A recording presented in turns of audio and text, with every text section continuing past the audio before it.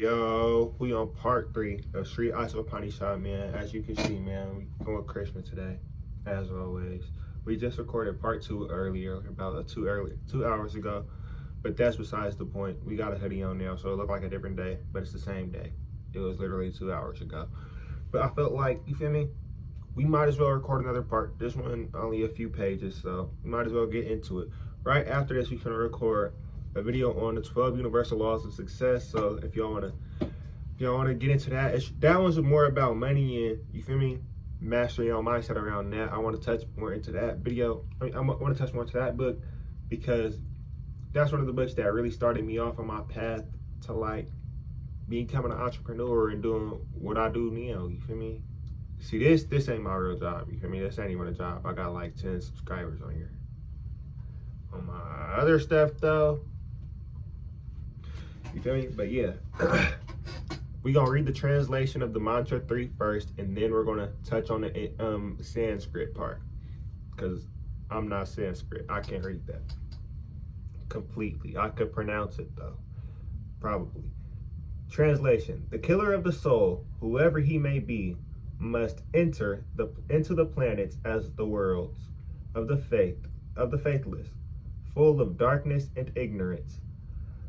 Asuria nama teloka antina tamasavarta tams te pretaya bhaghitashyanti ye katma hano jana. Amen. Purport: human life is distinguished from animal life due to its heavy responsibilities. Those who are cognizant of these responsibilities and who work in the spirit are called Suras, godly persons.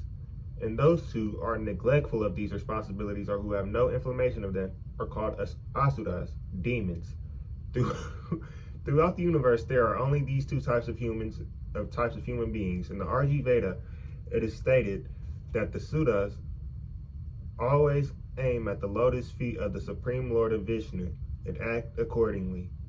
Their ways are illuminated as the path of the sun. Intelligent human beings must always remember that the soul obtains a human form after an evolution of many years in the cycle of transmigration. The material world is sometimes compared to an ocean, and the human body is compared to a solid boat designed especially to cross this ocean.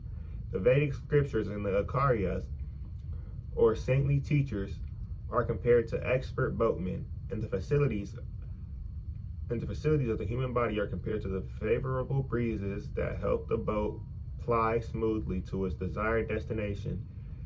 If with all these facilities a human being does not fully utilize his life for self-realization, he must be considered an Atmaha, a killer of the soul. Sri Isopanisad warns in clear terms that the killer of the soul is destined to enter into the darkest region of ignorance, to suffer perpetually. There are swine, dogs, camels, asses, etc. Those who are economic necessities are just as important to them as ours to us. But the economic problems of these animals are solved only under nasty and unpleasant conditions. The human being is given all facilities for a comfortable human life by the laws of nature, because the human form is more important and valuable to animal life. Why is man given a better life than that of swine and other animals? Why is a highly placed government servant given better facilities than any than those of an ordinary clerk? The answer is a highly placed officer has to discharge duties of a higher nature. Similarly, the duties of a human being have to perform are higher than those of animals, who are always engaged in simply feeding their hungry stomachs. Yet the modern soul-killing civilization has only increased the problems of the hungry stomach.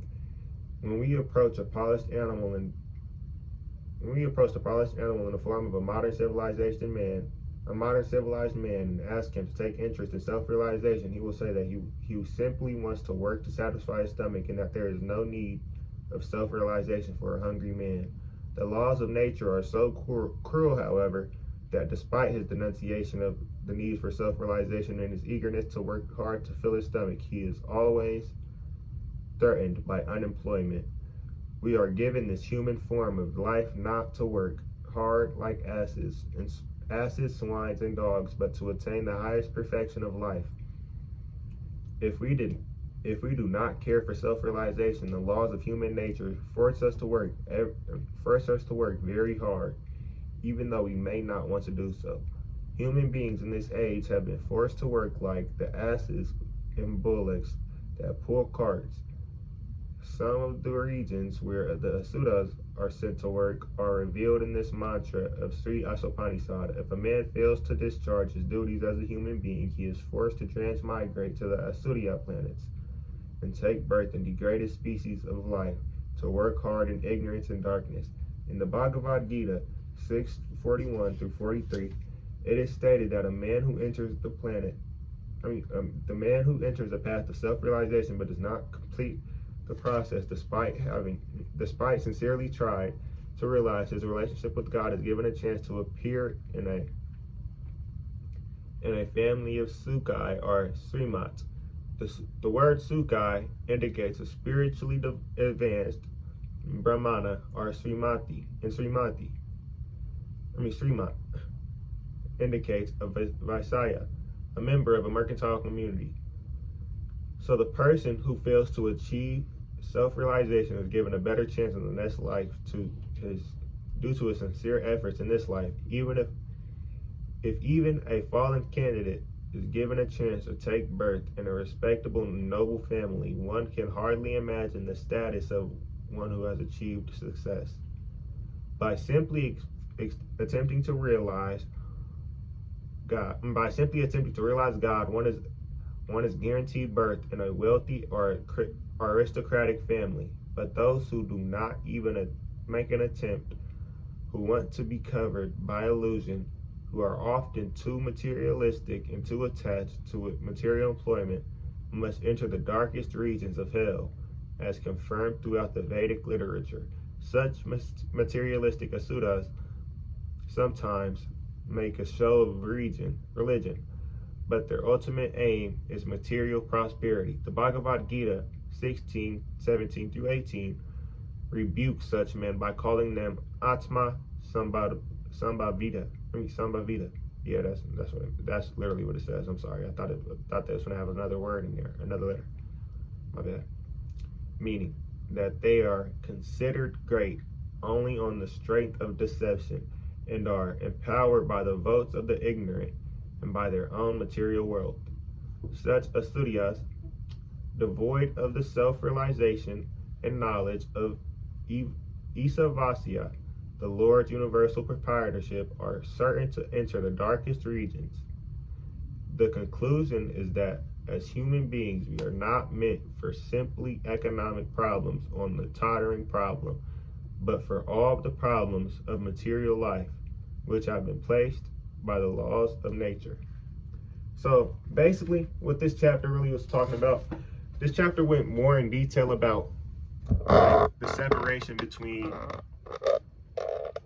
the responsibilities of humans and animals, and why humans and animals are held to way different standards by God, by God's standards.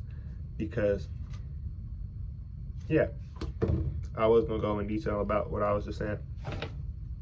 It's in the book. I just read it. This part was only about 8-9 minutes, so you feel me? That's pretty good. I'm not mad at it. You feel me? Some things just gotta be like that, and this one is like that. So yeah, it's not too much I can add on to that part. So yeah, that's it for this video. I'll drop a like, comment, subscribe, comment other videos I want to see on the channel, man. I got y'all 1,000 times 10, man. 2,000 times 10, man. You know this. On God, though. You feel me? Drop a like, comment, subscribe, comment other videos I want to see on the channel. And that's it for this one. And I'm going to catch y'all in the next one. Ooh.